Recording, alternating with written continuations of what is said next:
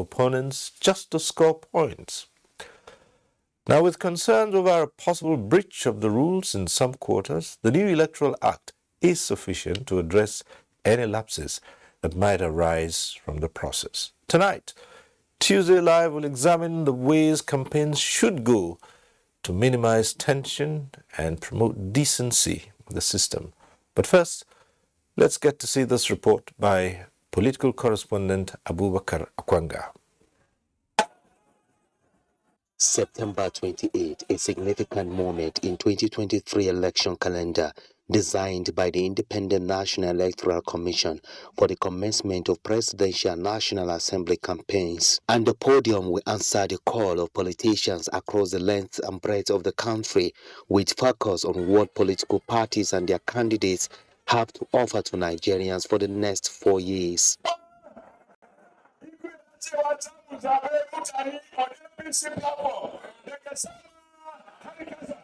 For the governing All Progressives Congress, it is a fight to retain power beyond 2023, and for the opposition parties, it is time to challenge the about 8 years dominance of the APC on the political landscape with trial for a power shift. But how should the game be played to avoid eating up the body politic and concentrate on issues that require urgent attention for rapid socio-economic development of all sections of the country? As a democratic process, politics everywhere is politics. The only difference is the attitudinal, disposition of the various citizens of the respective countries. Others will engage in minimal level of mass-linking, propaganda and whatever, campaign of character assassination and so on. But other countries, you'll find that it will be at the minimal level. By time we stopped, damaging each other in the name of politics. Who cares about those things you are talking about an individual? Tell us about our nation and what you're coming to bring on board. Stakeholders to stop spending money in packaging themselves and making themselves look good. Image making. Yes, it's good, but it's not the ultimate thing we were looking for. Those who are aspiring to lead us in the year 2023 to go to issue-based, so that they can tell Nigerians what they can do for our people. We have passed the time of, calling names or throwing jeeps on people. We should look at issue. I believe that if I'm a supporter to a particular political party, I should be asking the party that I am supporting you. What do you have on the table when you come in? Anybody that's coming on board, assessing first and foremost, is it divorce of tribal sentiments? Is it divorce of religious sentiments? Is it divorce of sexual sentiment? If you find out that the man is divorced from that, I think that's the right president for Nigeria. We the voters, we should consider this person, is he capable? We should after who can do this work for us. Forget about sentiment or ethnicity. We are not after ethnicity. We are not after conflict sentiment. Oh, you are from Yoruba, we are from Hausa, we are from Igbo, we are Christian, we are Muslim. Provisions of Section 92 of the Electoral Act 2022 says, and I quote, "A political campaigns or slogans shall not be tainted with abusive language directly or indirectly, likely to injure religious, ethnic, tribal, or sectional feelings." End of quote.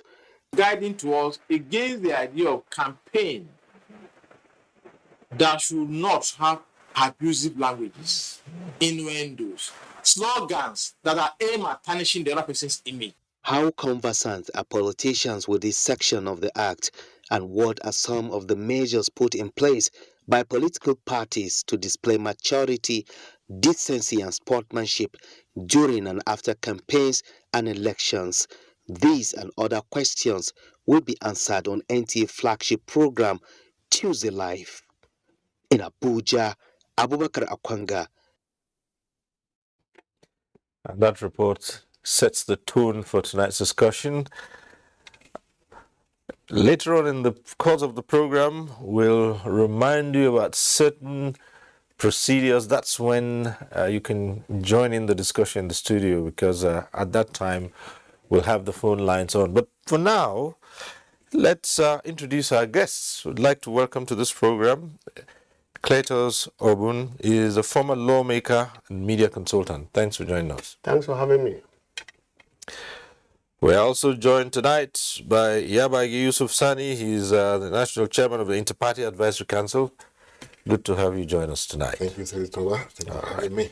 Good. So, it's just a few hours from now that the campaigns should begin proper.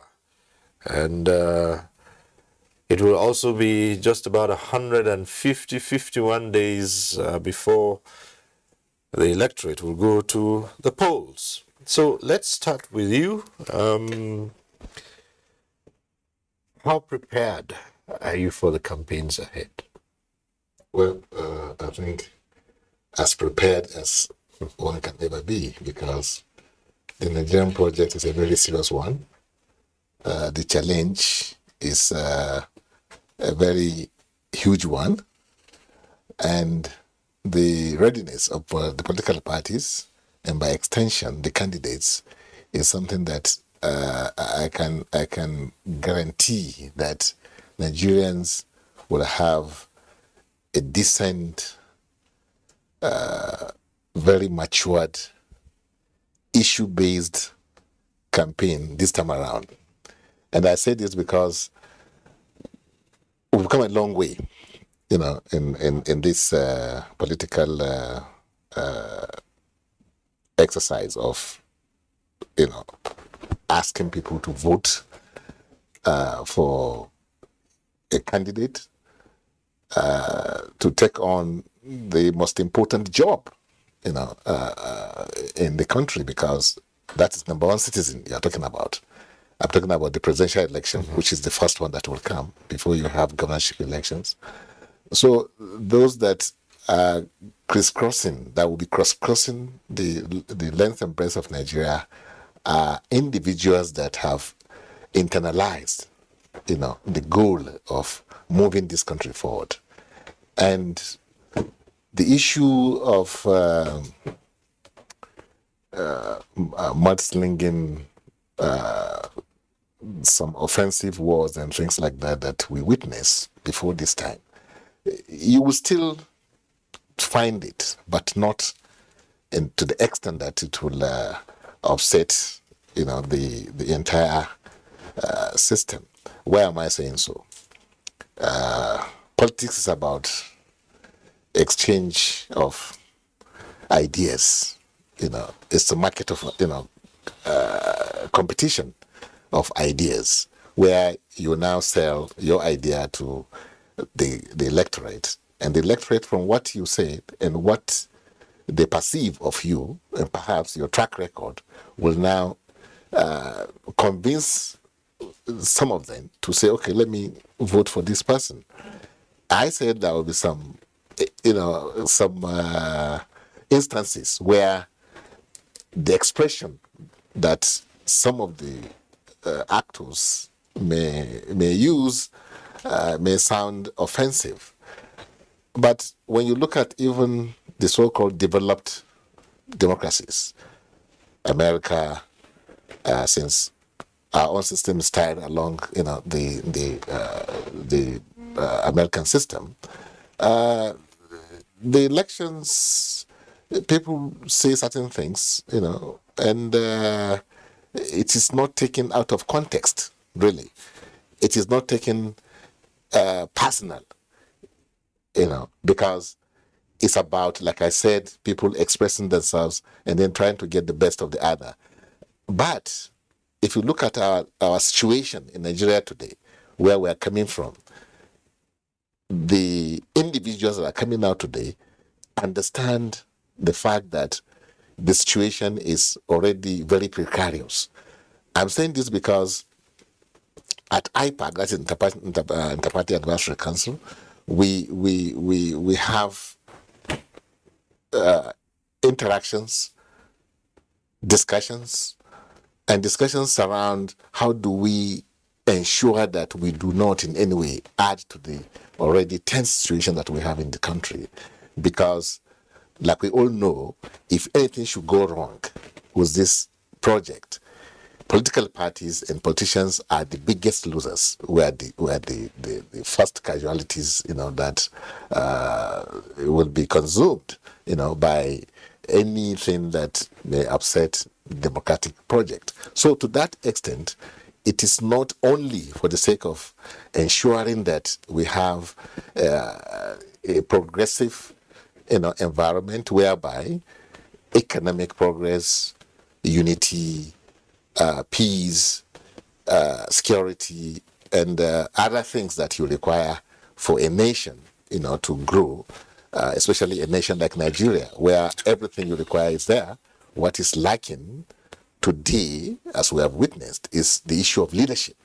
And this is about leadership. So, and when you look at even the environment that we are operating under this time around, there are some legal frameworks that were put in place, like the Electoral Law 2022, and like also the establishment of the Electoral Offences Commission, which is also coming. I hope it will come on board before we really get to vote. All right. But because this time around it is not business as usual, and because you have the umpire that has demonstrated that they are really ready and they are committed to the cause of Nigeria, and the majority of Nigerians today have been jolted up by the kind of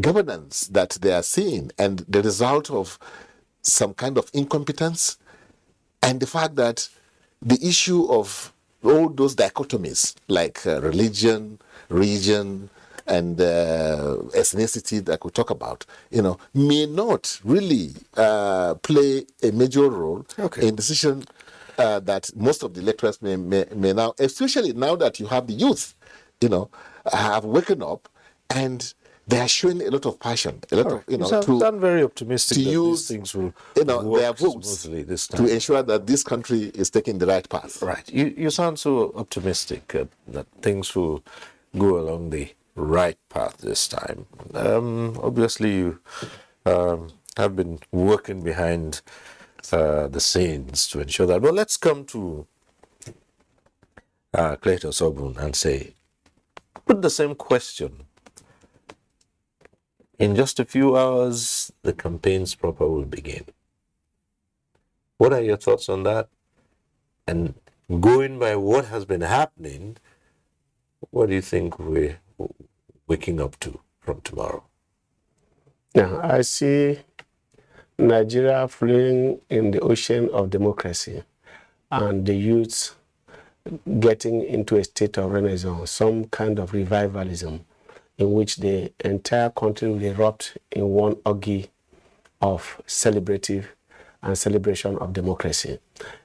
The streets of Nigeria, the villages of Nigeria, if politicians live up to their expectation, especially if they take note of what has happened to the legislative framework, the legal framework that is now guiding electoral campaigns and electioneering, believe you me, we are going to get back to the days of MPN, SDP, where it is all entertainment and people are dancing and waiting for the day to go and vote, in which we have a lot of political sagacity, where we are going to have an introduction into the expansion of the electoral lexicon, where people are going to bring in new terminologies, in which issues are going to be deliberated and domesticated within the context of the Nigerian situation, in which we are not going to get machetes and guns on the streets, in which youths will sit in the same drinking place on campaigns and embrace themselves and joke and throw banters. That is what we expect to see. But the tension that, if you notice, the tension that always greets electoral season is no longer there. People now know that you're either going to convince people to vote for you or you are not convincing them. It is either that we know you already and we're going to base it on the pedigree, on what we have seen you. Luckily for us, the front-running political actors as candidates for presidential elections are already known after 23 years in the field. So, you are talking about Peter B., he has been a governor. You are talking about Asiwaju Bola Tinubu, he has been a governor. You are talking about Atiku, he has been a presidential candidate from 1991 till date. You are talking about Kwankwaso, you are talking about himself. known faces. So we'll ask you, what have you done? We cannot ask these people, what can you do? We already know what they have done, what they can do.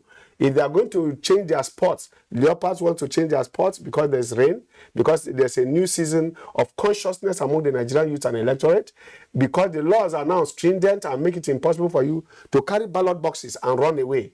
You now need to talk to people, polling unit to polling unit. Indeed, one of the things I just discovered was that the euphoria of going to rallies will die down. The reason is because in all the rallies, you are going to find the same people in primary school in Gambarungala, in the primary schools in Bumaji. As they come there, the same people that will come for APC are the same people that are going to come for PDP, are the same people that are going to come for Labour Party, the same people that are going to come for ADC and all that. So they are coming for the caps, they are coming for the t-shirts, they are coming for the euphoria, for the transport to go back.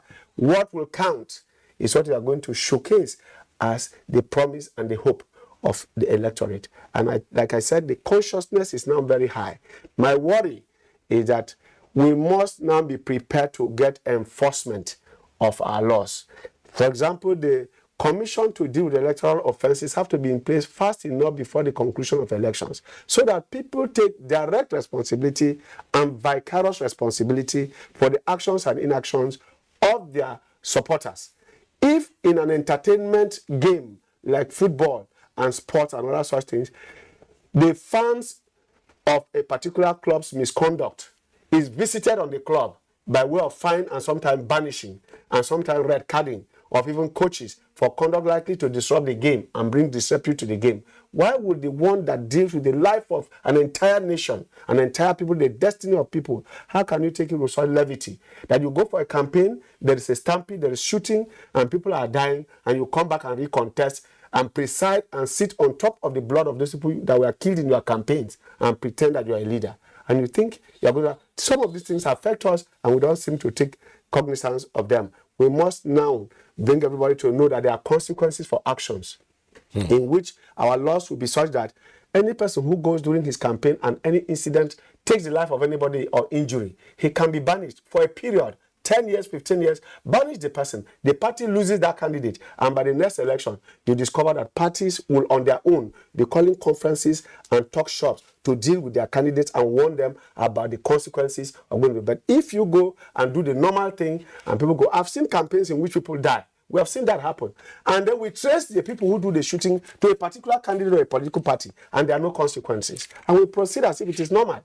We must have to get to that point in our political history in which people are going to take responsibility for those kind of actions from their supporters and by themselves, directly or indirectly. Okay, thank you so much. We have a number of reports, and we'll start off by taking the first of those reports from Lagos. Determined to effect the change they desire by electing candidates of their choice, Nigerians, mostly youths, besieged INEC registration centers to get registered and get their permanent voter cards in preparation for the 2023 general election.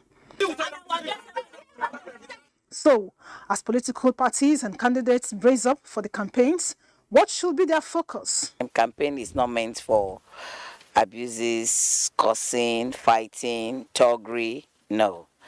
Campaign is a time your candidate should tell the country what they are able to do. What are they going to do? Are they able to transform Nigeria from what it is now to a better Nigeria?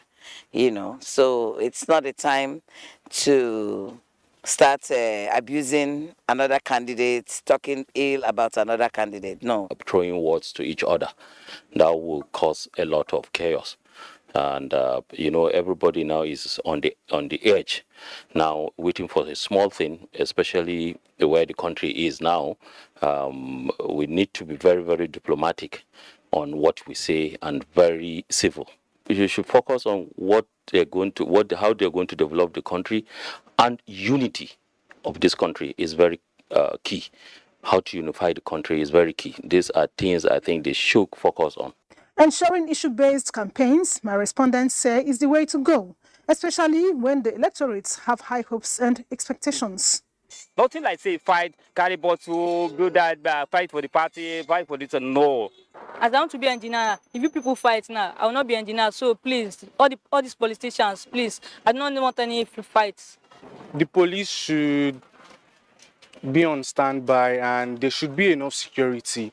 Nigerians are sure with sincerity of purpose and playing by the rules, the forthcoming political campaigns will be an improvement of what was witnessed in the last election, which will be a pointer that the nation's electoral system is becoming more refined and better. In Lagos, Annie Daniels. All right, that report from Lagos. The next we have lined up is from Kaduna. Let's get to see that. It is an undisputed fact that next year's general elections appear interesting in the sense that the topmost office of the president is contested for among various candidates of different political parties. This is coming after 22 years of unbroken democracy. However, eligible voters are looking forward to issue-based electioneering campaigns. Let us listen to people who understand our needs, people who understand our wants, people who are willing and are capable of solving the challenges that we are facing. I think it is time that we really vote our conscience and forget about any other thing. Forget about that person is Yoruba, Igbo, Hausa, or whatever. No, he's Muslim, he's Christian, or whatever. Sit down and really think very well. Can this person help? Next year's general elections will offer alternatives among those seeking elective positions, which voters will use various yardsticks in arriving at who they elect. We really appreciate and we support the issue-based campaigns, and we can keep on enumerating, counting the issues that need to be addressed, the issues that attract the attention of Nigerians. We are a country, we're supposed to be united. And when it comes to leaders, we should forget about where that leader is from, what religion he is from. We should actually sit down and think about what that leader is going to do with all the problems. Can he solve our problems? Gone should be the days when people will just vote for somebody simply because he belongs to a ethnic group or religious group. Yes, good. If somebody can come and he can offer, fine. But if that person cannot offer, then for goodness sake, I think we should move forward and look for people who can assist. Though politics is an unpredictable game with so many surprises, the expectations are that voters are now clever enough to vote wisely. Dauda Mohammed.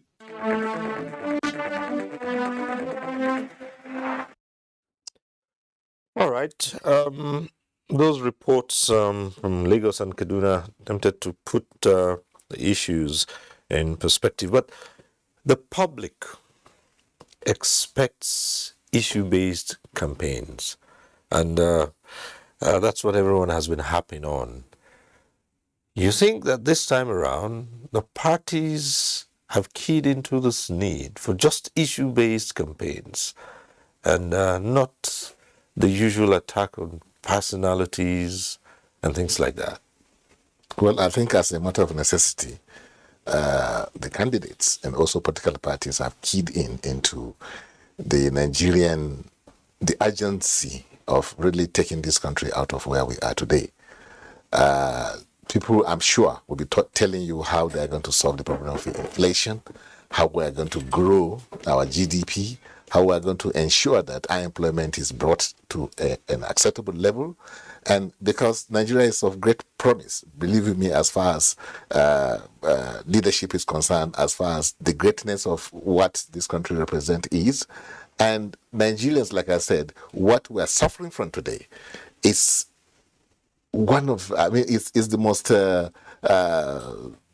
daunting, the challenging situation that any person will be subjected to. And this is why, if you want to talk to Nigerians for them to understand, because they have seen the futility of voting for somebody from your tribe or your religion and what have you. And look at typically what is happening today, in the north. The president today is from the north. Katsina has become the epicenter of all this banditry and kidnapping and what have you. So that tells you that it's not whether the person is from your place or not, that should be your guiding principle. You must look at the capacity, the track record, and what, like my colleague here has said, what has the person done in the past? And what do you perceive of the capacity of this person talking to you, that he wants to rescue you? Because we are in a situation where we need to be rescued. And when we talk about leadership, it's not about Muhammadu Buhari alone. We look at leadership from the collective point of view. The ministers he appointed, the directors he appointed, the advisors he appointed. That is the total failure that we're talking about. It's not just one individual. So when you are bringing somebody to lead the country, it must be somebody who is a team player, who can think out of the box, who can really, harness that the best that can do spirit of Nigerians. Because, like give a Nigerian a chance anywhere in the world. We're either number one or very good number two. So, which means we have what it takes to grow this economy so that we can chase out all these distractions in arbitrage. I mean, this issue of retrogression that we are having in our economy, this restiveness that we are seeing, this, unnecessary, the distraction that you find.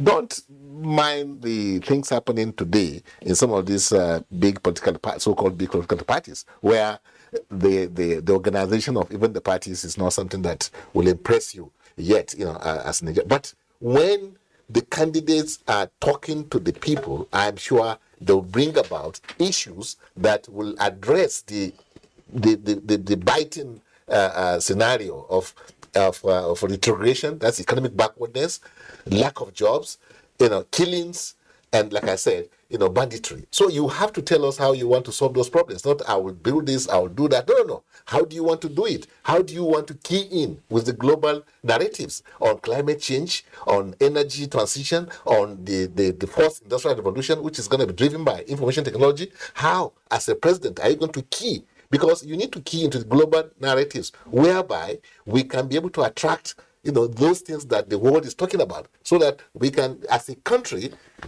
Nigeria, we play big in the global setting, economically, socially, politically. And you must have a president that identifies and understands, what it means when you say climate change, what it means when you said your resources is being stolen in the manner it's been stolen, like the crude oil theft we're talking about, like the fuel subsidy. How are you going to solve those problems? So these are the issues that Nigerians will connect with, and any candidate that cannot give practical, pragmatic, and understandable solutions that will tell you that yes, if you do this, the inflation will come down by this. How are you going to? They will be listening to you. How do you handle the monetary policy of this country? How do you align your monetary policy with your fiscal policy? How do you ensure that you don't have your central bank, going to become agriculture minister or industrial minister or health minister, where he's talking about how do you find ministers that will really key into the program of making sure this country surpasses those that we started with, because we have the resources, we have what it takes. So issue-based campaign must be, because if you are talking about I'm Yoruba or I'm Igbo, I'm Hausa, they'll laugh at you because that has not, put the food on the table for anybody. Okay, but there are some who think that the 2023 elections are crucial in the sense that for majority of the political parties and politicians, it is a time when Nigeria would decide to either come back together or break. You think so?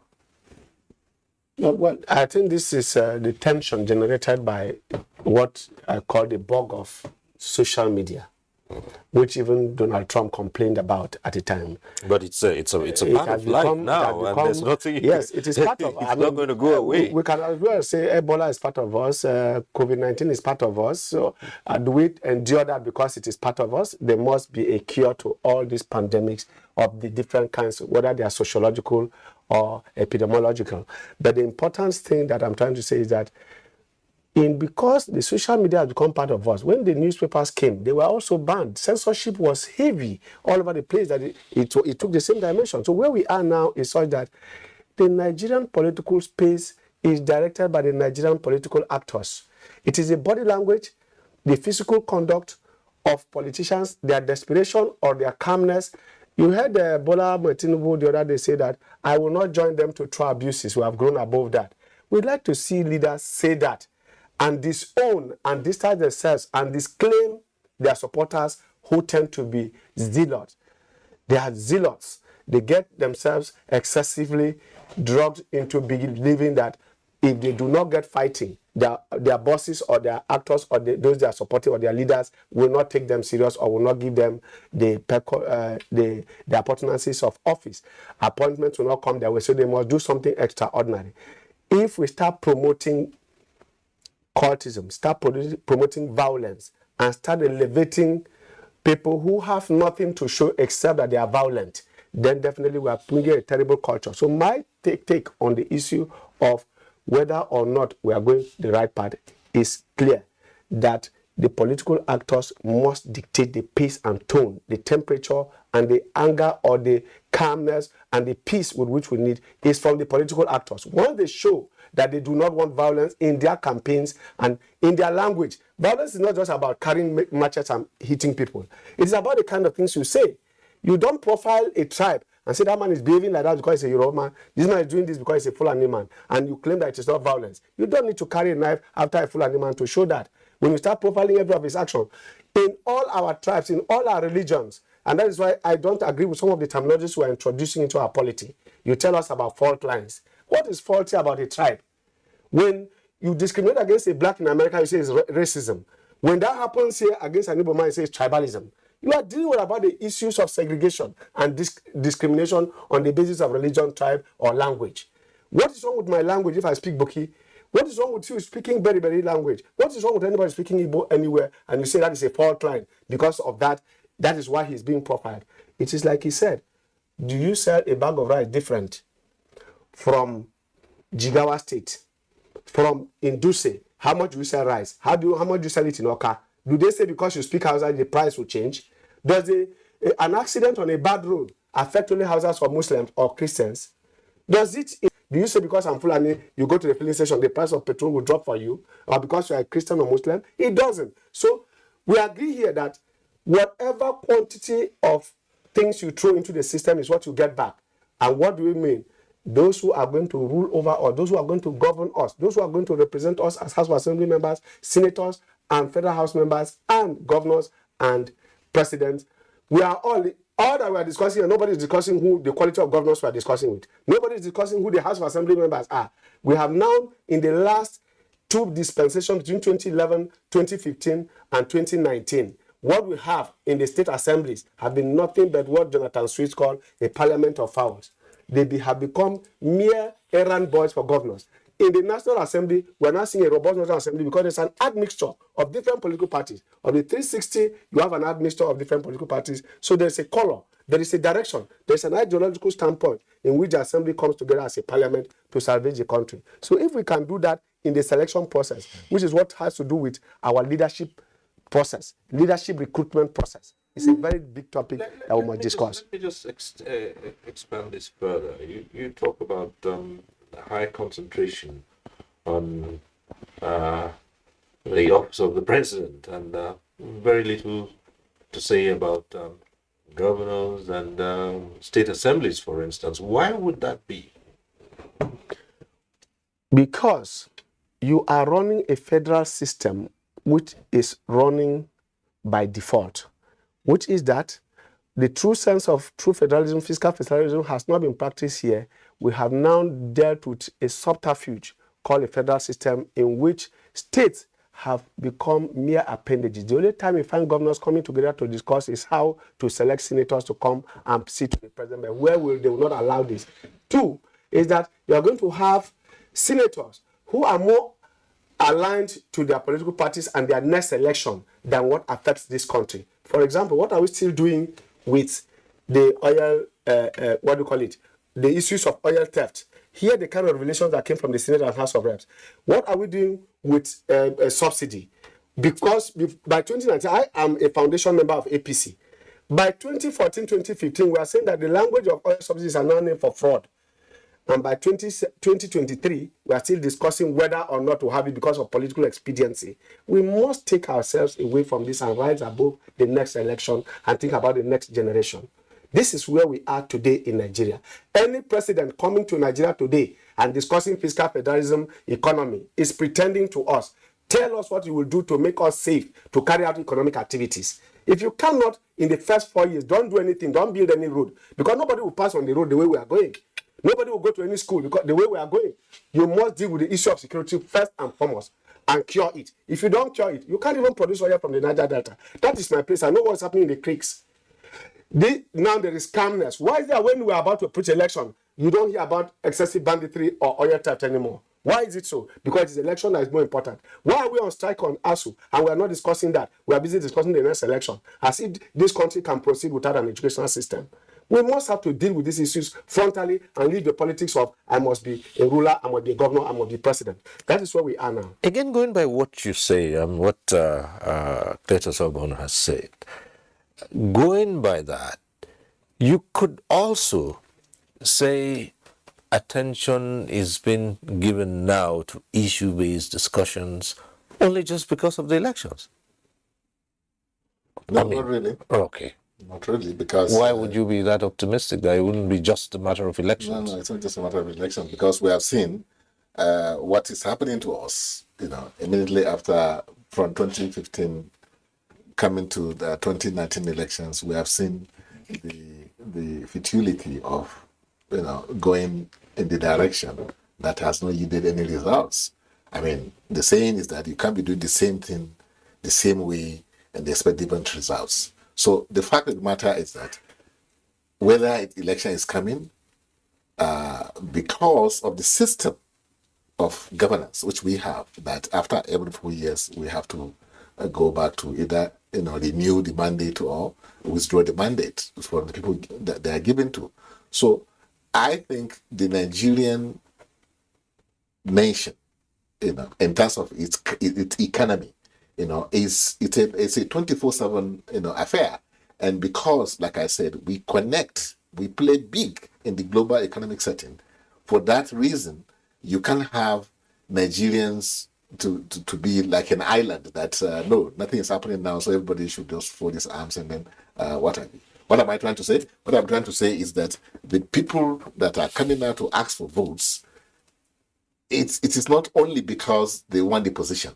It's because we are seeing the problems, even before the election. And there's nothing you can do. The only thing that you can do, which others are doing and we're not doing yet, is to hold power to account. That is what is lacking in our system. And because of the challenges that are coming, people are now becoming more audacious, are becoming, bolder, to challenge, people in power. And elections give an opportunity, is the most veritable, condition that you can have, where you can now, like I said, either renew or withdraw the mandate that you are giving to people who are presiding over the affairs of the country, like it is today. That's why you find everybody, talking about the election, because people are so fed up with what is happening. And the only opportunity we have under democratic setting is during the election. That's why he says the recruitment of leadership is very important, is fundamental to whatever we are trying to do.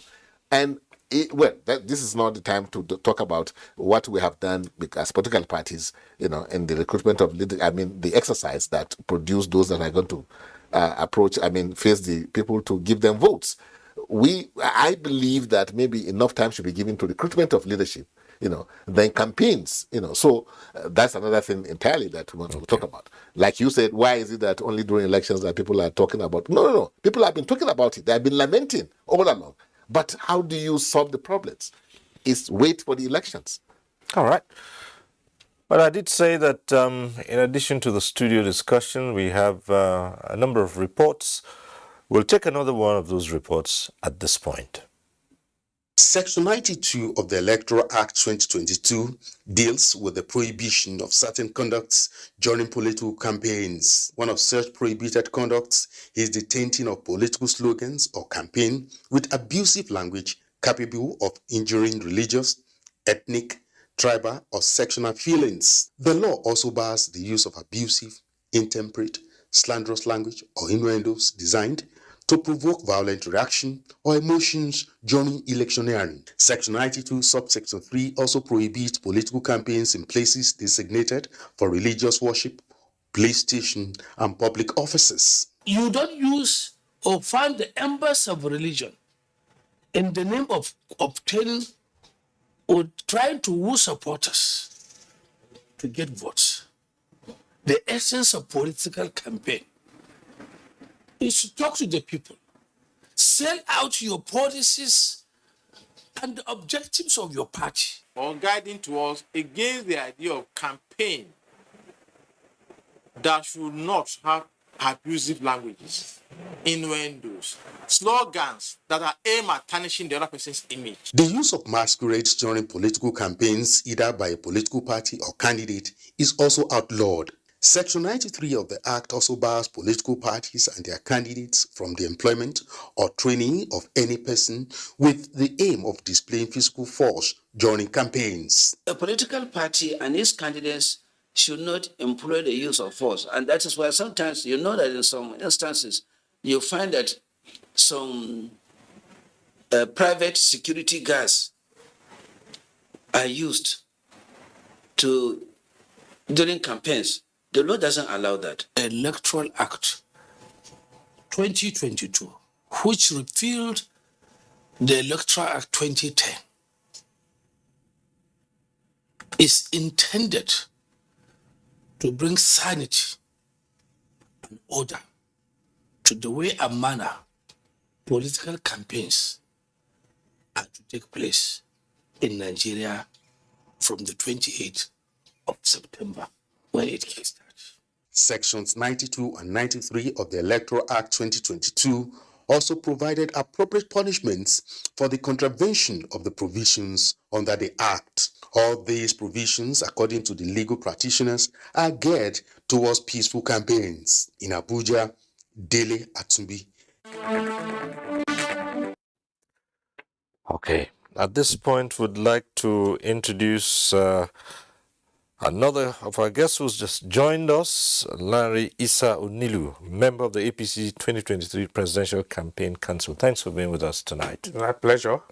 Good evening, viewers. Right, and just in time to watch that last report and what the new Electoral Act says and how politicians are expected to conduct themselves this time around. But let's start from where we started with the other two guests. And how prepared are the politicians, particularly your party, for what would be the kickoff in just a few hours from now? Yeah, we are very prepared. We are ready. As a political party, the governing party for that matter, that's not so much preparation we need to make. We are ever, there out there. We have an incumbent president. We are running a government. We have a mandate that is still running, and we have a lot to call up in the last 7 years in terms of performance. And we also have a candidate that you cannot compare any other candidate with. So when you have few years, the Nigerian people would be looking out for issue-based campaigns. There's been some tension already. What would douse that tension? Well, there are 4 players in this.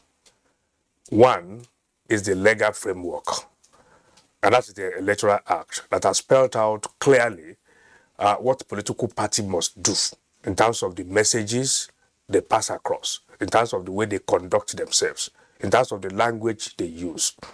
So that is the first leg of it. The second leg is the political party, or the parties that are involved. How do they conduct themselves? Do they want to come out to tell Nigerians about the programs they have, considering the kind of challenges that we have? Our challenges are not out of place. If you look at what is happening all over the world, you know that there are some challenges that there's nothing we could have done differently. And by not looking at it clearly, you will even see that we have made a lot of effort which has mitigated what will have been the implications of the global pool of such challenges. And then some other challenges like the security situation that we have. If you look back, before this government came in, our soldiers became heroes by relating to us stories of how they trekked from Chad, from Niger to Nigeria after they ran away from Boko Haram because they didn't have the weapon to fight. And they became heroes for that. But the heroes we have now are soldiers who are jubilating after routing Boko Haram and ISWAP from wherever they are, including the bandits. So that's the difference. So we have made some progress, and we are still making progress. So in terms of equipping the military, we are good to go.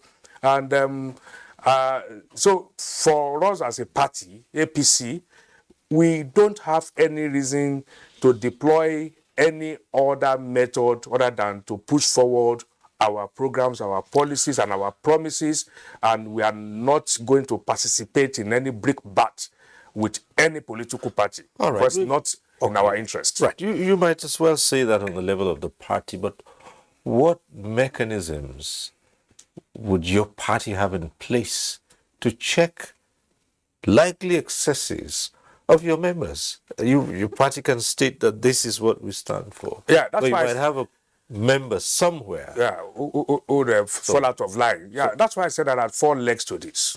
I've mentioned 2: the legal framework, the political parties, and then you have the media.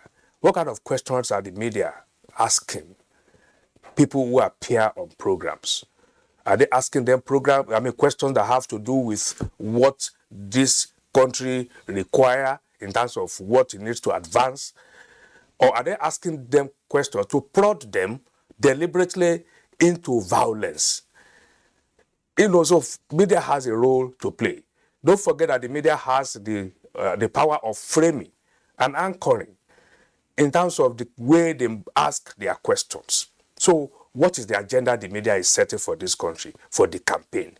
So media is a very important factor in determining whether a particular person representing a party will step out of the line, because he has to respond to whatever questions the media is putting forward.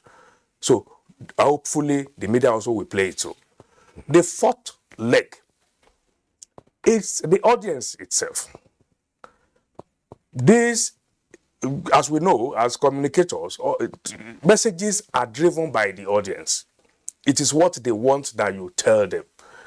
If we have our audience and they are preponderantly emotional, and they are interested in people abusing themselves, and when you begin to talk about economy, about security, they are not interested. And they are hailing the other guy who has come to, abuse the other person. So these are all the issues that you must look at critically and be sure that everybody play its own role. I can speak from my party, the APC. It is a decision. And it is also because we have always been a true political party. And that is the problem we have with other parties who have not developed to that level of being called a proper political party, like the PDP, for instance. So as a party, we also have very good products. So it is not in our interest to go out there and start abusing people.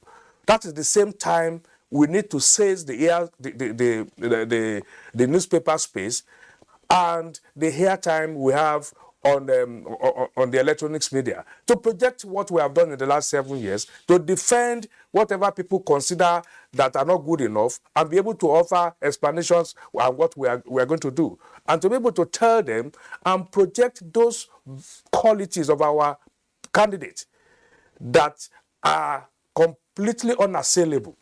So how do we project them? It is not by abusing people. It is by laying out clearly what those attributes are.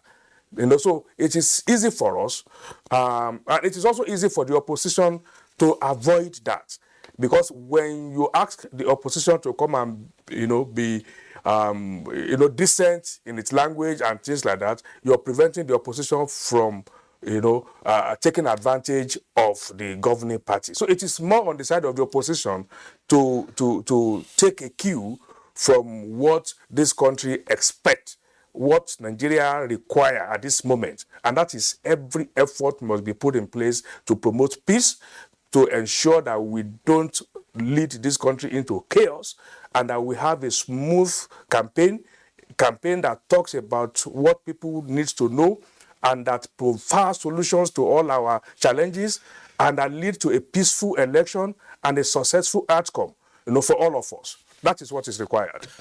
Okay, let's come to you, the IPAC chairman. Vote buying found its way into Nigeria's political space and became perfected, so to speak, over time. With the campaigns coming up, there's a feeling that much talk would not be done because some politicians have already perfected that, and going by what was generally reported during the primaries across board, not one specific party, across board, that this system in the long run will end up with who provides the big box takes the day.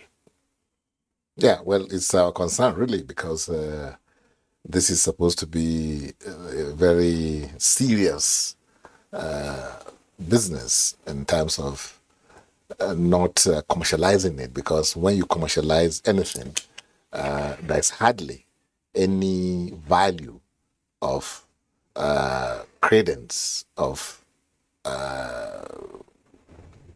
contract, that you can really rely on. And here you are talking about the contract, that social contract that you have with Nigerians. It cannot be based on money, because money is something that is ephemeral. It's not something that you can, once I pay for something and I go, away, I don't owe you anything, no allegiance anymore. So that is why the use of money in our political activities is something that IPAC frowns at, and we are engaging with all stakeholders to please save this democracy, because, and the culprits, people that are promoting this, is those who have access to the Commonwealth, not parties that have no formed any government or something like that. So I'm glad that the man representing APC is here, and I hope and look forward to an issue-based campaign, and where government resources, people's money, taxes, and other things are not used to continue to load it over the people, because that's what we have observed, and especially when you look at government elections, where the closest to the people, what happened there? Some people have described it as organized crime, because there's no reasonable, even semblance of democracy. They don't allow votes to count at all. And even at the presidential level, like you are saying, if what happened during the primaries is anything to go by, where even dollars were used, people, became, millionaires or billionaires overnight, just because you now go to exercise the responsibility, put on you to ensure that you give your people a credible leadership, and then you go and then commercialize it, sell it, sell your conscience. So it's a very serious matter. The entire world is, frowns at it. It's something that our partners, I'm talking about these development partners, are warning us that if care is not taken, you will lose your democracy, because the essence of democracy is for you to have that empathy, for your people, to be committed to the people that elect you. But if it is a matter of just carrying your briefcase full of money and you come, and people don't care who you are, whether that money was stolen, whether you are an armed robber or drug pusher or whatever you want to call it, nobody cares about it. So how then do you solve your problems, of governance? And that's why the issue of good governance has been so elusive in this in Nigeria, because, like somebody here mentioned, how much attention do we give to people that we even elect into the National Assembly? He says the governors are the ones that bankroll them. So if they are bankrolled by somebody, their allegiance is to that person. So this is where we must begin to solve this problem of leadership, the quality, the leadership deficiency that we have in this country. And if you have leadership deficiency, the level we have it today, there's no way we can solve other problems of unemployment, of inflation, of banditry, and all these things. So this is the issue. The use of money is so obscene, in the obscene manner. It's a cancer that is eating deep into the fabric of our democracy, and care is not taken. Believe me, like even international committees are saying, you may not have your democracy because you wouldn't have your leadership that has that commitment, to the cause of the people. And when that does not happen, what happens? You lose, the followership too, and nobody cares again, whatever happens at the end of the day. So this is why, at IPAC, we're even today, we had to engage with some partners, foreign partners, and the topical issue there is the use of money. This buying of votes. It's a dysfunctional development in any democratic setting. So that is why the people that are today, at the helm of affairs, must realize that gradually they are losing it. We are losing this democracy, and they must wake up to their responsibilities. Because when anything happens, like I said, we the politicians are the biggest losers. We are the first casualties. So I know that going forward, Nigerians will become wiser. I'm telling you, they will take the money and they will not vote. Because they have seen that this has not yielded any results. For them. All right. So I have that confidence. Okay. At this point, we'll take a short break. When we return, the phone lines will be open, and that means you can get to join in the discussion in the studio. And at that time, we'll also remind you of the procedure. But for now, let's take a short break. Stay with us at NTA Tuesday Live. 157-kilometer Lagos-Ibadan Railway is the first double-track standard gauge railway to be built in West Africa. The Mobolaji Johnson train station is a masterpiece, an infrastructure that is gradually becoming an iconic building in Lagos State. The modern facilities put the station on a world map of train stations. Likewise, other new train stations across the country built to world-class standards. The train and its convenience is indeed an admirable effort, with commendations from Nigerians. This is a station that we have to commend the federal government for putting a beautiful face, empowering us in Lagos State, not only in economic and political arena. I can say that I'm really impressed with the infrastructures in place. Kudos to the Minister of Transportations. Kudos to the federal government. Truly, good things are coming out of Nigeria, and the federal government is deserving of all the applause.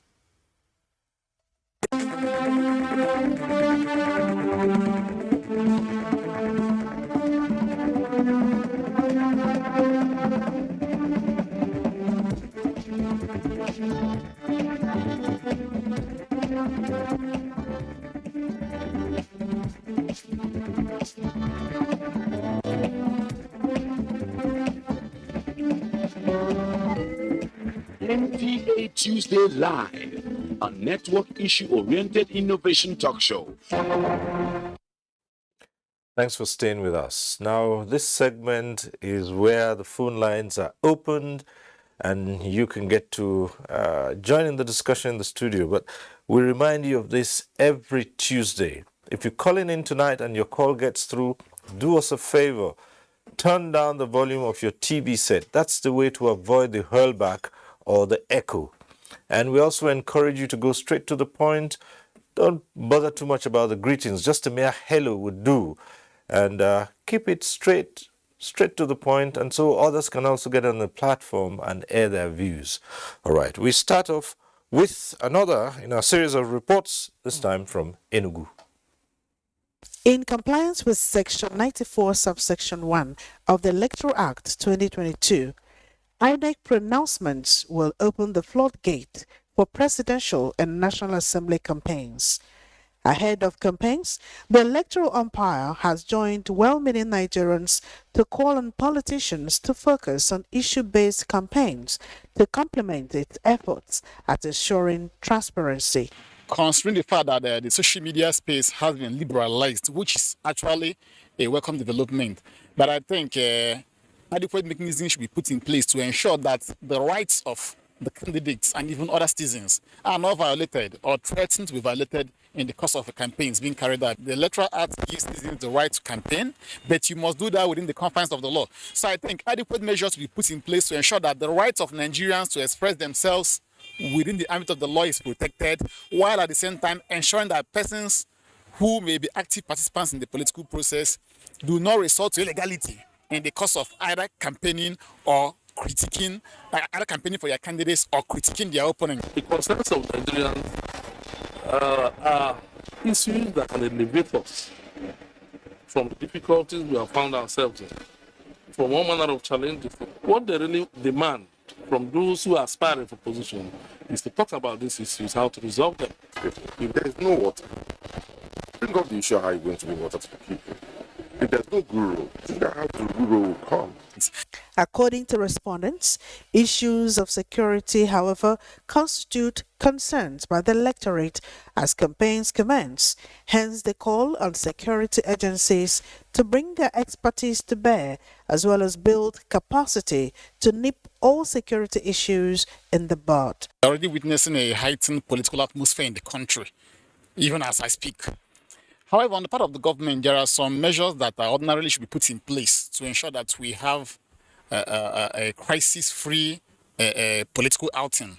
Be it as it may, these campaigns are scheduled to commence 28th of September 2022 and end midnight February 23rd, 2023 for presidential, senatorial and House of Assembly candidates. What other things should be in place for a successful outing? In Enugu, Mina Adobe Kobasi. All right. Our next report comes from Rivers. Previous elections in Nigeria have been characterized by violence and other untoward activities. This is because political actors resort to campaign of calumny, abuses that tend to devalue their opponent's capacity, which often hit up the polity rather than giving an expose of programs and policies that will add value to governance. This finally results in political supporters hijacking the process just to massage the ego of the political paymasters rather than support a free, fair, and credible process. As campaigns for the 2023 elections approach, stakeholders believe only issue-based campaigns can sway the votes in favor of the best candidates. They are also of the view that the country and various states are still confronted with challenges that require cerebral political actors to come up with solutions in their campaigns. Tell us how you intend to give us the desired peace, the desired infrastructure, the desired education, the desired economy. How you think that you can add value to what is existing. Good manifestos, energetic, synergy, strategy, policies that is going to move our economy strong. If the assurances by the electoral umpire INEC that the 2023 general elections will be one of the freest and fairest in the country is anything to go by, incidences of ballot box snatching and other electoral malpractices will be drastically reduced as issues-based campaigns, many say, will play a major decider in the 2023 election. Our next leader shouldn't be based on social tribe, social ethnicity. No, it should be about competency. It should be about what you have access to deliver. If we continue with the path of tribalism and ethnicity, we won't go anywhere. With more youths who seem to be more than ever ready to participate in the 2023 general elections, issue-based campaigns are likely to play major roles in deciding winners of the 2023 elections. In Port Harcourt, Emmanuel Lene. All right, and back in the studio here, first things that we assume that you are well acquainted with the new Electoral Act. How well do you think it has addressed these challenges that were noticeable in past elections to deal with the conduct of the parties and those running for office? Yeah. Each time the issues of legality come to play, it is a way of trying to run away from the realities and to take full responsibility for actions of men. God is omniscient, all-knowing. Yet, he looked at man and said, I regret. Regret means if I had known. And one of the greatest literary satirists said, man is one of the smallest little vermin that was ever created by God. That means that, of course, Shakespeare will conclude by telling you that there's no art to read a man's construction in the face. The unpredictability of man and his propensity for evil and mischief is so terrific that even his own creator marvels at the creation that he has. So in the hands of God, we are even a Frankenstein monster, almost unpredictable, almost uncontrollable. To that extent, all laws are only an attempt to keep society together. So no law can cover the field. To that extent, you will agree with me that there is nothing enshrined in that constitution that will be conclusive about the kind of things. For instance, never ever in the history of the intelligence of mankind would we have ever thought that Nigerians will invent a way of getting votes beyond ballot box. Because if you notice, between 2019 and 2015 and today, the volume of ballot box nation has reduced because it was no longer useful using the card reader. If you take away the card reader, the votes are cancelled. Therefore, you must leave the card reader to be there. There's no more ballot paper to collect. So what did they resort to? As you are going to vote, please do this for me. So, like naked the bed, since men have learned to shoot without missing, he will also learn to fly without perching. The next law that will come is how to address the issue of vote buying. For now, it is a new discovery. Just like diseases, just like other things, from Ebola we came to COVID-19, we are going to others, Lassa fever, all kinds of things now, monkeypox, all kinds of things. So the bug that we now have is vote buying. This law did not ever anticipate that. And I do think that Nigerians are going to do that. The lucky thing and the good thing we discovered is that INEC told us that this BVA, this bimodal voters, is created by a Nigerian. It's a homemade technology. That means we are going to get to a point where you can sit in your bedroom on your phone, like you can transfer money to me from Kano, and I'm sitting in Calabar and you send me money. We can also sit here and do that. Until we get there, where we are, the issue of vote buying. Please, in 1991, the SDP election, people were queuing physically, even after collecting monies, even after sitting and discussing. Family members stayed on different queues physically. How come that the more we know, the more conscious we become, the more technology we become more primitive in our conduct? All right. We have our first caller tonight, Wokocha calling in from Port Harcourt. If you're right there, go ahead. Hello.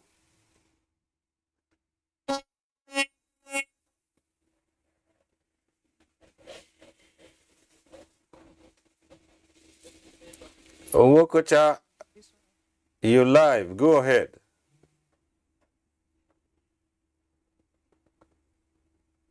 The last guest you introduced spoke about the APC having the best candidates, and everybody is talking about their party being the best party and the best candidate. What makes them think that their party is the best for the electorate? Because is he on? Everywhere. Yes, but we can't hear a thing he's saying, and the guests need to know. No infrastructures, everything is crumbled. What makes the electoral, and what punishment has the electoral put in place for people who have not redeemed their electoral promises? I don't know, I don't really know how to put it, but my question goes thus: what makes each political party think they are the best? Are they going to impose themselves on the electorate or on the voters? And what are the punishments, once again, for people who have not redeemed their campaign promises to the electorate? Well, thank you. That last bit of your question, which we got here, is straightforward. What's the punishment for not fulfilling your promises? Not voting for the party. Well, it depends on what the person is talking about. What are the promises? And where were we, where we came in, and how far have we gone? So until the person is able to say specifically, this is what you promised me, and this is what you have not done. Because I can spend the whole of this night reeling out a lot of things that we have done, that if not for this government, things could have been much worse. So I mean, that is subjective to say promises we have not kept. What are the promises? Then we can address, the specificity of each of that. But as far as I am concerned, this government has done tremendously well, taking comparatively and also putting in place, that perspective of what the global challenges that the world is facing. And then you now look at Nigeria and situate it and see what we have done. Very much so that we have done very well. Right. Well, obviously, your response to that question would be different. What should be the payback for politicians who don't fulfill promises? And I think maybe we tend to look too much at the presidential level, but there are politicians at all levels. Absolutely. And the campaigns would certainly talk about the local governments, the states. Yeah. So for those who don't keep promises, what's that's the question the last caller was asking. Siri, there's a state capture in Nigeria. From the top, there's a state capture. To the extent that the governors, the National Assembly, the House of Assembly, they are all bankrolled, with the resources of the nation. From the top, those who have. That's why the question of interrogating what is happening at the state level, local government level, and ward level may not really, be an intelligent way to go. Is to see how do we disrupt this state capture thing so that Nigerians can be free, to really enjoy democracy, enjoy vote counting. When you vote, that your vote counts. So the issue now is that if the punishment is, that's why I said there should be, Nigerians must wake up that this system presupposes, democracy presupposes that the electorates, are key players. In fact, they are the determinant of what happens in the government. And when what is happening does not, meet your expectation when you voted for the person, withdraw the mandate. That's what's going to happen on February 25th, as far as presidential is concerned. And that's very key. It's important. If we lose February 25th, to the same vicious cycle that we're in, believe me, forget about what happens at the state and local government and the ward levels. So this is why the punishment. I mean, my brother here was saying that they have done everything. I don't know. The three agenda that this government came on was insecurity, corruption, and the issue of how to grow the economy. Okay. And the indices that we have seen today is not in any way saying that the government has done something that will impress even the people at the helms of affairs today. Anyway, so but all is not lost. All is not lost.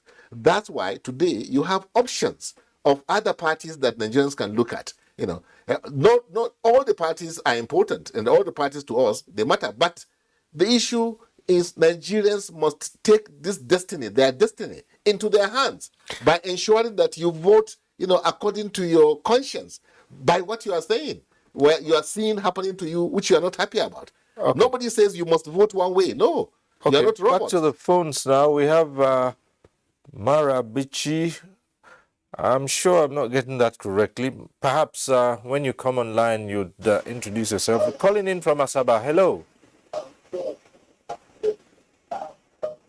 Hello. Hello. Yes, go ahead, please. Yeah, I'm calling from Asaba. Okay.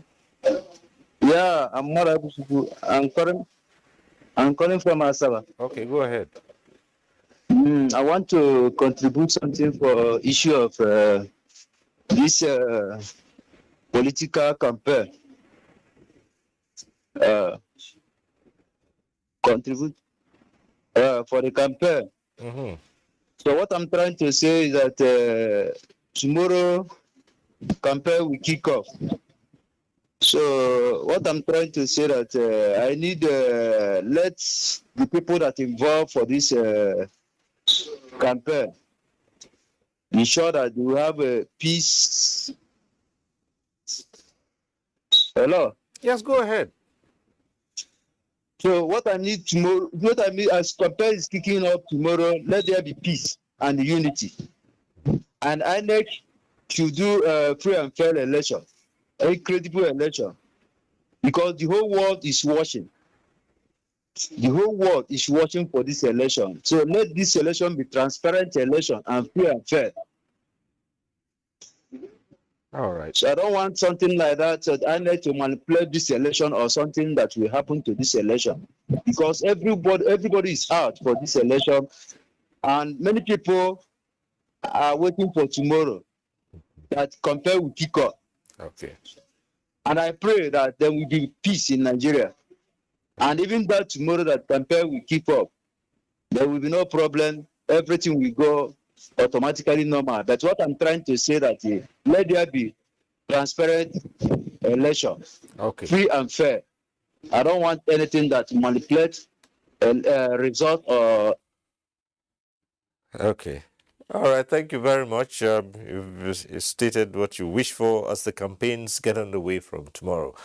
Yes. Yes. Yes, I was trying to. I was moved by the two things both of them said, and once we are dealing with the Nigerian situation, you must have a Nigeria that is functional for you to even say you are a political party member or that you are aspiring to hold office in Nigeria. You must have a Nigeria that exists and must be in a place that institutions work and make every individual exert his potential and execute and consume it to the best of his ability. That is the society I crave for.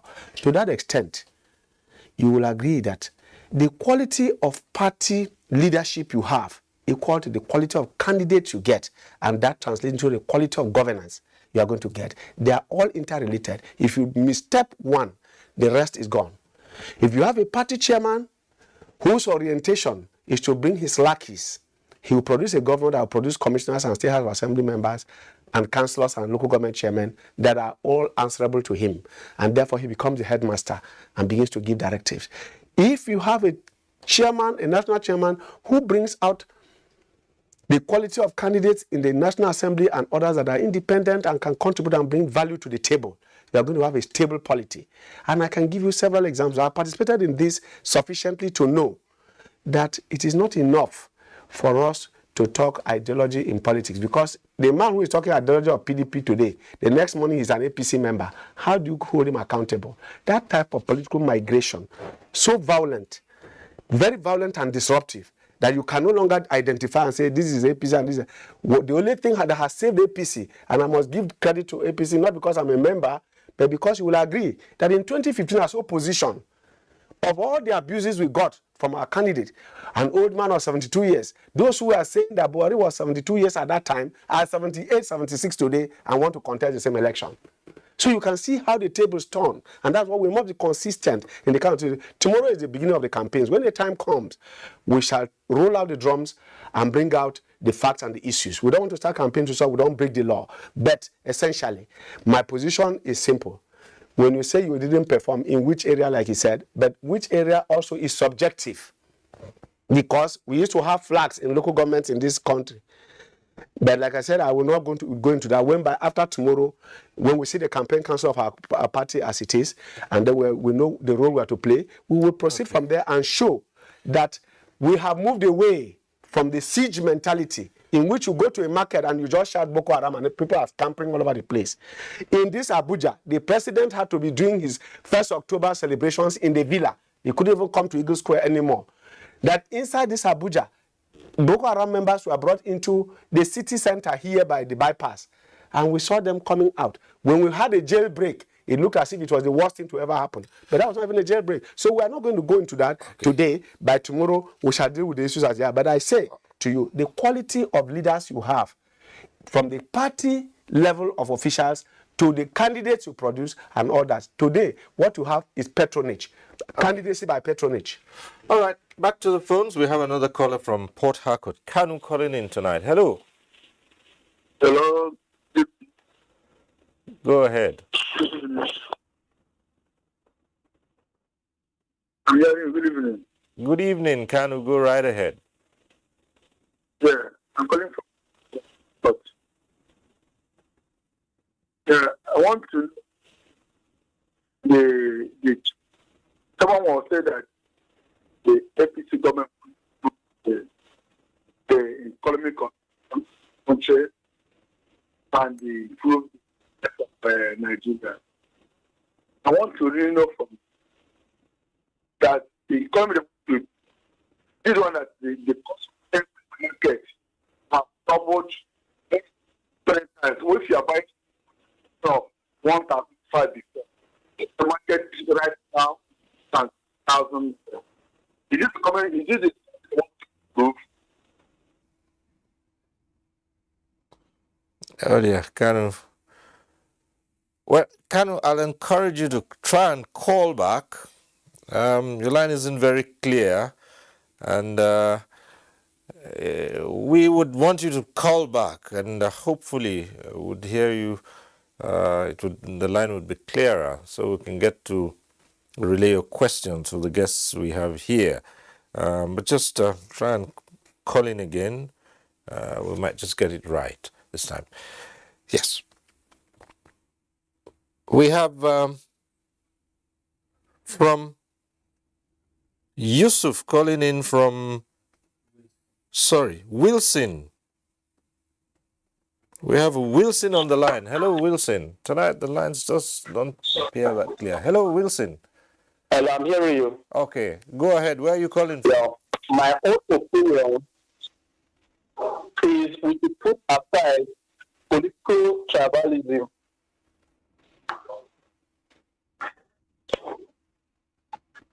The situation that in the situation in Nigeria, whereby we'll be campaigning, we have to put aside tribalism. Let tribalism go. Tribalism don't have to stop us. So I want a situation whereby we vote the right candidate that suits our nation, Nigeria. With that, I think our nation will be a better one. Right. Thank you, Wilson.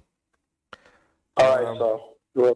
Good. Thank you. He wants the campaigns to be devoid of tribalism and such issues which are not good for the country. Right. Yeah, well, that's a good thing. And that's what all of us want. When people, as you said the other time, that people talk of fault lines, who creates the fault lines? And then must we promote fault lines even if they exist? Why do we call them fault lines? Can't we also relate the same way we relate to ourselves? In NTA, for instance, you have staff from virtually every part of the country. Do you see the fault line here? If you go to the market, any market in Nigeria, do you see any fault line there? If you're in the plain, what are they dividing the plain and say the Igbos will sit here, the Yoruba will sit here? Is there any place in Nigeria or anywhere in the world that we meet and the first question we ask ourselves is, what tribe are you? You know, this is something that is created by politicians, by merchants, people who make livelihood from promoting it. I don't even know what religion my brother here practices. Neither do I know what he practices. I will take it for granted that he could be either a Muslim or Christian. I might be neither of the two. So where are the fault lines? Who is drawing the lines? You know, so I think they really do not exist in the real sense of it. But it is a kind of license, a ticket, a meal ticket for some people. And that's why I always try to look at all the dimensions to an issue. I will still call on the media. When you don't give platform to people like that, then we begin to deal with that and find solution to it.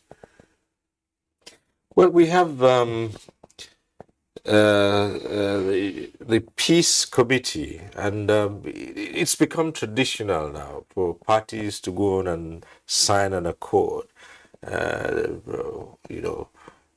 pretending to be of, to carry out their campaigns in, a civil manner. And sometimes those agreements seem just what they are, just symbolic.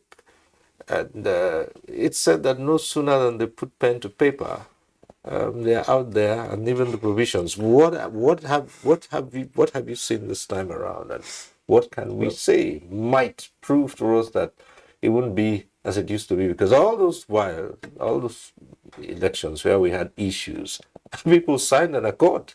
They did. And what happened to those accords they signed? Well, I think I give kudos to the gentlemen and women, who brought about the idea. You can see those who are the proponents of the peace committee are the senior citizens, former presidents, clerics, people who have really, given their all and are today revered, wherever they are. So I think what they're trying to tell us is that we must, against all odds, try to run democracy with some kind of decorum, and that it is not something that has no ownership. People who you respect are out and say, we own this process, we want you to run it this way. So for the symbolism of the fact that you have these elder statesmen, telling you that we want you to conduct yourselves in a manner that it will add value to what we have in terms of democracy, in terms of the progress of the country. I think it's an achievement, because even though, like you said, it's not justiciable, the signing, nobody can take it to court and then say that you have done something wrong. So for that reason, your election, is null and void. No, but it has the moral, force behind it, and I think it's something that we should. That's why this time around we're having two, peace agreements. That's one before the elections, which I think is coming on the 29th or so. That's just a day after the commencement, so that politicians will sign that we are going to conduct an issue-based, campaign. And after that, before the election itself again, there's going to be another one, so that to emphasize the fact that you need to engage with the politicians, so that for at least for the sake of this gentleman that you respect in society, that it's a very serious business, it's something that people are concerned about. So, and having said that, I think some people are saying we should run away from the fault lines. They're realities of our time, really. And if you look at the background where we are coming from, I remember one professor, this Alumas Ray, he talks about the triple heritage that people in Africa, particularly in Nigeria, we are battling with. Here you have with the Western civilization, you have the Islamic civilization, and you have your own culture, your traditions. So all these three are at play. And you are expected to behave as a normal human being, that when, in spite of all these influences. So this is what informs, you see, some of us, really looking at our ethnic group as our world, instead of looking at Nigeria as our world. And whether we want to believe it or not, look at what happened during the primaries. Some parties are still battling with the issues of these fault lines that they took for granted. That's why some of them are bogged down in some crisis that really, when you look at it critically, you say, how much does it really affect the real thing that we're talking about, which is delivering, dividends of democracy for Nigerians. Right. So this is why I think the earlier we understand the fact that these are real realities of situation, and we have to work with them in a way that it doesn't interfere with the good governance that you want to bring. I mean, you just have to look at what is happening in these parties, PDP and what have you. it is the issue of the fault lines that has brought about all the problems they're talking about. Muslim ticket, this one not, this one that. You'll get a chance to do that just after we take in this call. Coming from Ibadan. Kunle on the line from Ibadan. Hello, Kunle, go ahead. Yeah. Good morning. Yes, go ahead. Good morning, sir. Go ahead. Okay. Thank you very much, sir. Good morning, sir. Yes. Good morning, sir. Morning, Kunle, go ahead. Well done, sir. Yes, sir. Please, sir. In a situation whereby, yes, sir, it's a situation whereby in Nigeria, sir, this administration, Buhari's administration, has made us to understand that we Nigerians, many of us, we are not matured at all. In a situation whereby we behave like small children who only knows when his father is giving him bread and butter. The moment that bread and butter is not there, he doesn't know that father as a good father anymore. What will the matured politician or good government who have good intention of turning this country to the good, how such government or such president or such political party will go about to educate many Nigerians? A situation whereby if I come to give you something good, sir, and somebody who was in that position before has failed, and I came to give you something good which the former person cannot provide, do you think that former person will see me providing for you? He will be happy that I came to provide for you. He will do everything to sabotage me, to be like him, because he had the opportunity of providing for people, but he failed to do so in the past. Now I came to provide for you, and he's not happy that if this man should succeed in providing for these people, I may not be alive anymore. So if that person will do everything to sabotage all my efforts to provide for you people. So in that situation, sir, how can we educate Nigerians for them to know the people who have them at heart, who have good for them? This situation whereby the person that failed to do good for people, he wanted to now turn you, the good person, and himself. So whereby the people will not know. Oh, yeah, I think we lost that, but to a large extent, he's made his point, and that's a question for our guests here today. How much their parties have done to educate the electorate, and each time we talk about this, we seem to think that it's the responsibility of INEC alone, but what are the parties doing? In fact, the traditional government in class 3 tells you one of the functions of a political party is to voter education. Yes, but do they carry it out? This is the point. I'm laying that foundation to show that the negation of doing so is deliberate. The education of the electorate is counterproductive to the political actor. So it is in his interest for the electorate to remain as misinformed, disinformed, and dislocated as possible. That is on that. On a lighter mood, when they say they are signing peace accord on how to carry out campaigns peacefully, all that the peace committee needs to do is to take a template of what APC has been doing from 2015. That is a solid template on how Nigeria should run their election. At no time did you ever find the APC, I mean, you must grant them that. Did you find any of their media persons, whether in writing, social media, even their social media people who are uncontrollable? At no time do you find them in that level of language violence. This is verbal and written violence in social media as you find in others.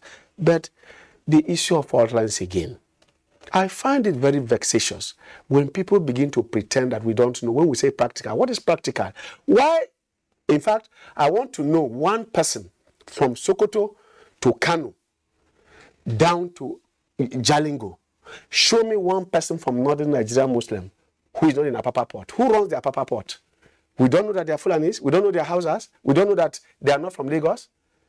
Why will the second biggest economy in Nigeria, Kano State, a Dangote from Kano, find Lagos so peaceful that that is where he stays? Why will a Peter Obi who left Oka as a governor find Lagos so peaceful to go and live there? If I say when the elections, the campaigns come, we'll deal with these issues. So the so-called violence only comes into play and into focus and magnified beyond proportion only during elections. At other times, when they sit in offices, a director is talking to the director of procurement. He will not ask him whether he's a Muslim or not. They sign papers, forge papers, over invoice together, share the money together, build houses as level 8 officers. Nobody remembers that one is a Muslim and one is a Christian, one is Fulani and one is a Bukiman. The only thing they remember, one is minority, one is majority. He's not at that time. There's no fault line. The lines are well drawn and straight and very clear in their eyes. So the issue of fault lines is exaggerated by the political actors in order to deceive the electorate and especially the masses of this country. They must be conscious of that. At every time the politician reminds you that these things that is happening to you is because you are an Igbo man, it's because you are a Boki man, it's because you are a minority from Urobo. It's a lie. Fat lie. The biggest problem we have is continuously promoting this falsehood and narrative that what we have in Nigeria is because of religion, is because of this. And I insist and I ask the same question. Who buys things less in the market because of his religion or tribe? When the road is bad, do they give you a flight ticket to jump over those potholes because of your religion? Or so for me, the so-called violence are just unnecessarily being exaggerated for political benefits. There is nothing more to it. Well, I'd like to expand on that. I first and foremost, I endorse everything he said, but I also like to point out, give an insight, into this whole issue. I think it's not only exaggerated, it's also criminal that people are promoting what does not exist. In the real sense of it, let's look at it. It took a Jonathan, a Christian from the south, to provide 150 Almajiri schools in the north. If Buhari had done one Almajiri school, there would have been outcry.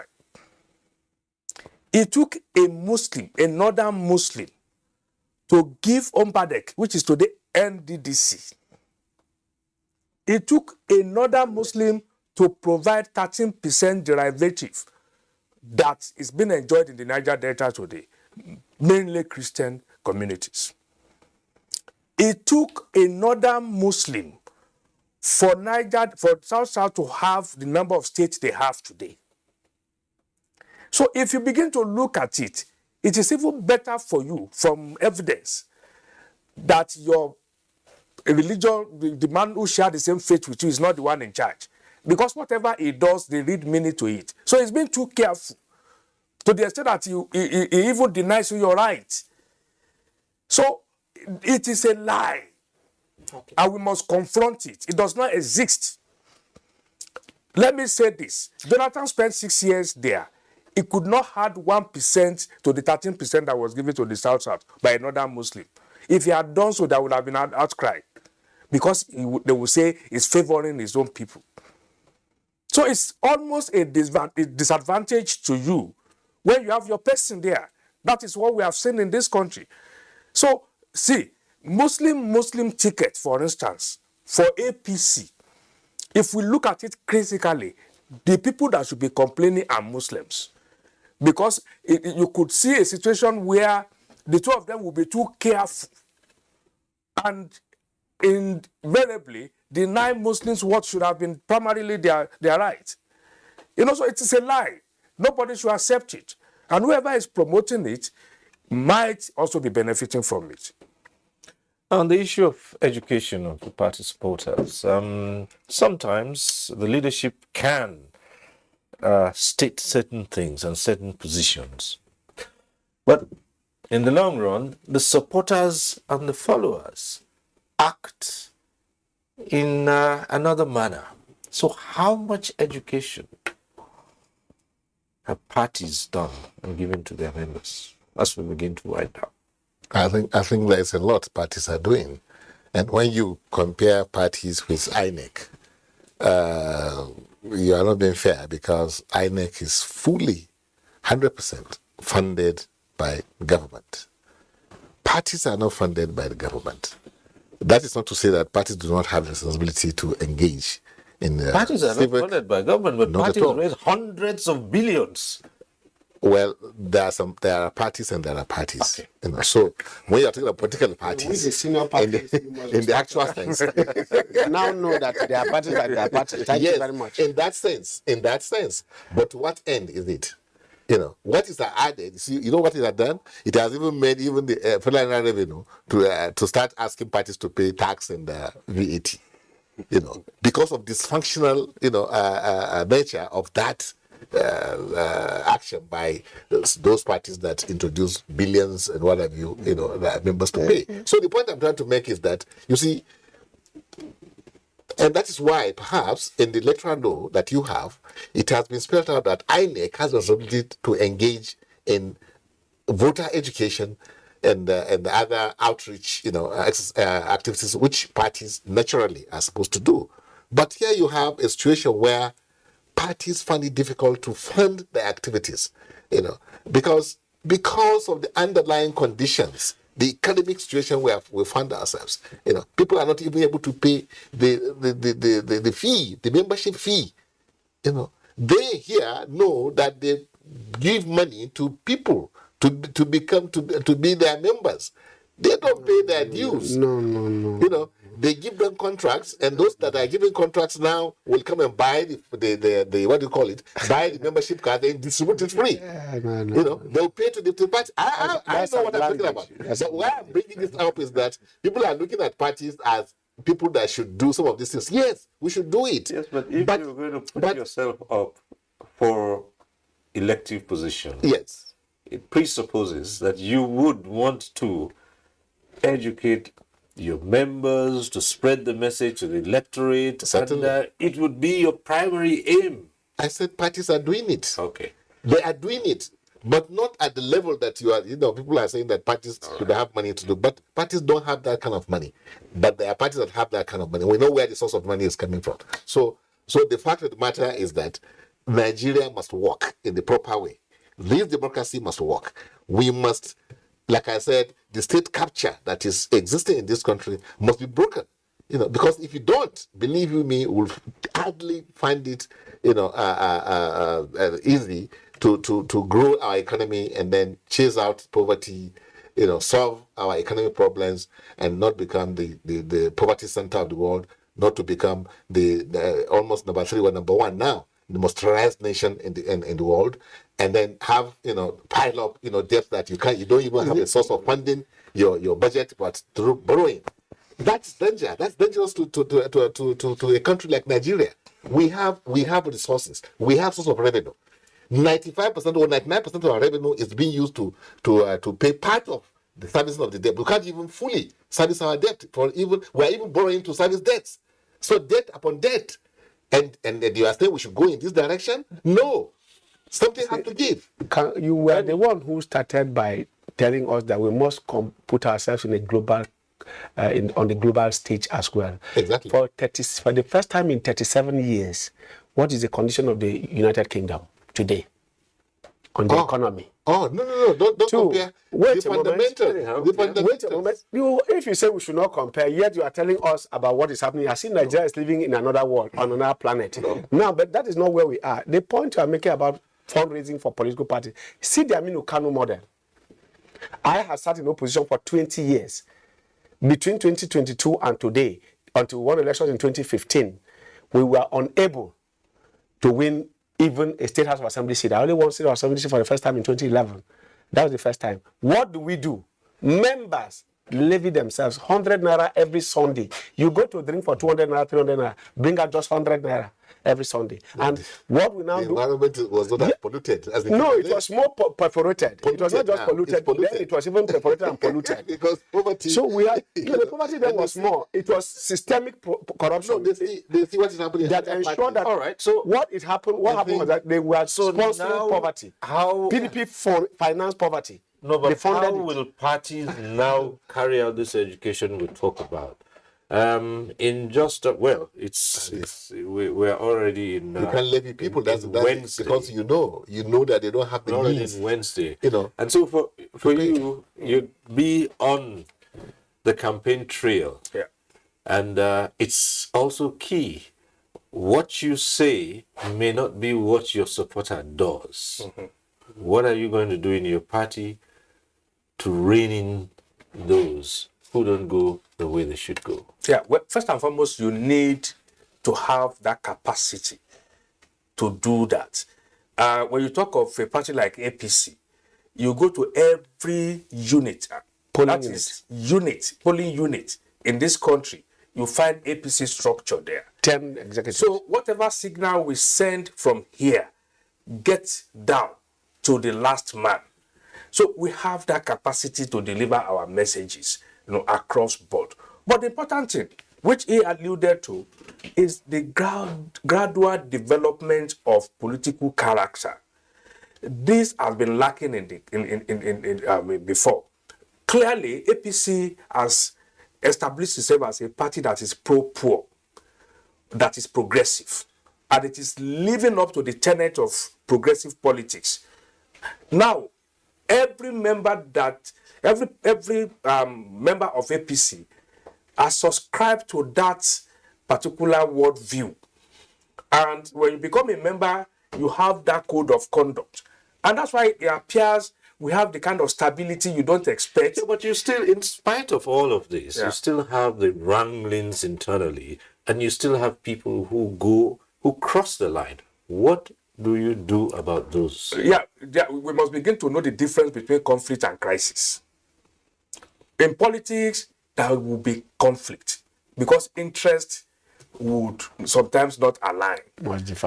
And when they don't align, everybody has that responsibility to push his own interest.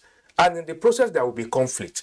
But the ability of every party to rise above that and find a solution and a common front is what defines a political party. And that's what APC has demonstrated over the last 7 years. And that's why in an election year, when you are supposed to have that conflict maturing to crisis, is when we have our most stable period, as you can see. All right. So it means something is happening that is making all the members to align and develop that common characteristics, of being an APC member. Right. Chairman Ipak, as we wind down, your closing comments. Well, my closing comment is that I want to congratulate Nigerians that we have come thus far in the business of building this endurable democracy for this country. And I'm sure that 2023 will be a milestone. It will be a watershed that, believe me, the political parties will behave themselves, will demonstrate that Nigerians can prove to the rest of the world that we are responsible and we are committed to the building of democracy in this country. Because Nigeria, like we're looked up, for leadership, not only politically, but also economically, socially. And that's why we are promising Nigerians that there's going to be a peaceful, credible, reliable, and all-inclusive elections come 2023. And my party, Action Democratic Party, believe me, that's why we call ourselves the credible alternative. Because the solution to solving the problems of this country is to grow the economy. And we have those solutions. They're there. They're working in other countries. There's no reason why it shouldn't work here. All right.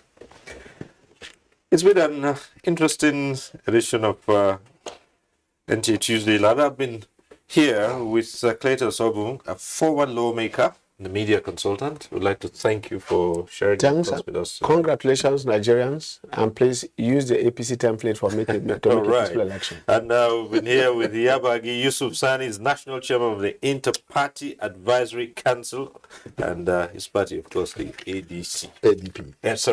ADP. Right, thank you so much. And again, big thanks to Larry Isau Nilu, member of the APC 2023 Presidential Campaign Council. We appreciate you being here. It's my pleasure. Thank you so very much. Thank you, viewers. Thank you. And that's it. Next week, we'll be back with NTA Tuesday Live. I'm Cyril Stover. Continue to stay safe.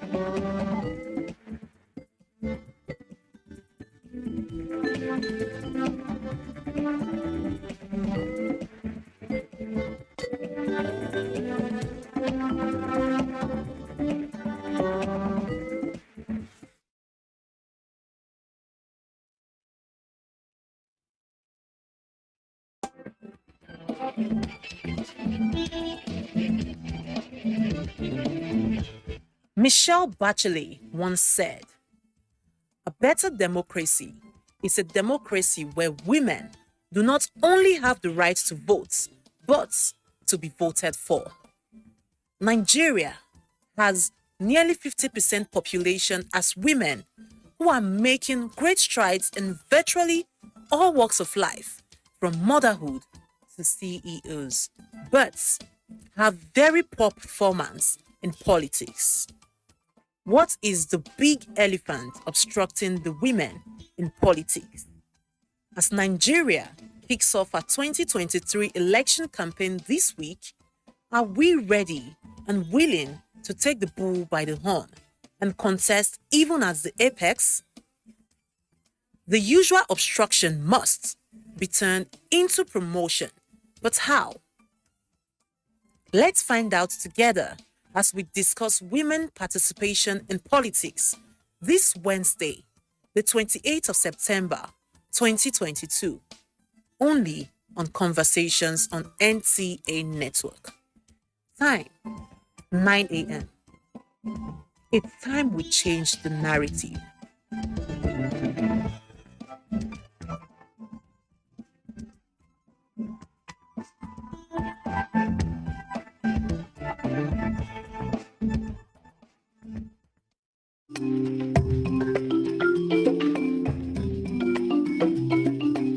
Did you get to see the way telling about the post this? Don't forget to send in your messages.